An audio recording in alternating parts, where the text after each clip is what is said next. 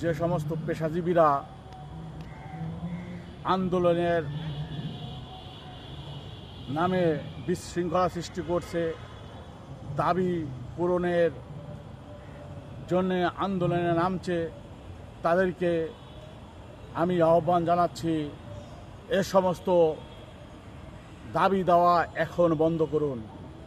Interim government একটি সুষ্ঠু সুন্দর নির্বাচনের মধ্য দিয়ে একটি নির্বাচিত সরকারকে ক্ষমতা হস্তান্তর করার পরে, দায়িত্ব হস্তান্তর করার পরে আপনাদের দাবি দাওয়াগুলো পেশ করবেন, তারা নিয়ম মাফিক সেই দাবিগুলো পূরণ করবে। কিন্তু আপনাদের অনুরোধ জানাচ্ছি, আহ্বান জানাচ্ছি যে আপনারা যেভাবে সমস্ত পেশার মানুষজন বিভিন্ন দিক থেকে বিভিন্ন জায়গায় বিশৃঙ্খলা সৃষ্টি করছেন এবং অফিস আদালত বন্ধ করে দিচ্ছেন, এটা মগের মুল্লুক না, এটা বাংলাদেশ। বাংলাদেশে যা হয়ে গেছে 17 বছর তা আর এখন হতে দেওয়া যাবে না। এই জাতিকে ডিসিপ্লিনের মধ্যে থাকতে হবে, ডিসিপ্লিনের মধ্য দিয়ে এই জাতিকে এগিয়ে নিয়ে যেতে হবে। আপনাদের নিষেধ করছি, দেশের ক্ষতি করবেন না। আওয়ামী লীগের ভূমিকায়, নিষিদ্ধ আওয়ামী লীগের ভূমিকায় আপনারা অবতীর্ণ হবেন না। আপনারা এই দাবি দেওয়ার নামে বিশৃঙ্খলা সৃষ্টির অর্থই হবে যে ভারতীয় আধিপত্যবাদকে আবার এদেশের ওপরে চাপিয়ে দেয়া, আওয়ামী লীগের মতো অপশক্তিকে আবার এদেশে নিয়ে আসা।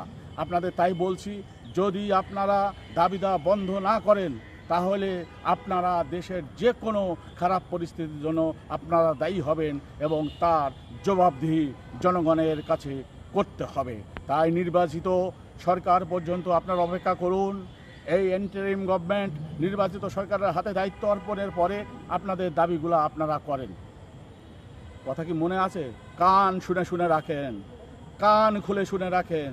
যদি আপনারা এসব বন্ধ না করে বিশৃঙ্খলা সৃষ্টি করেন, তার জন্য দেশ এবং মানুষ ক্ষতিগ্রস্ত হয়, তাহলে যারা এগুলা করছেন তাদের প্রত্যেককে জবাব দিতে হবে এবং সেই জবাব, সেই প্রশ্নের উত্তর আপনাদের কাছ থেকে আমরা নিয়ে ছাড়ব।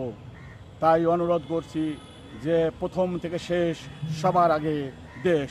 জিউ খুদা, বাংলাদেশ জিন্দাবাদ।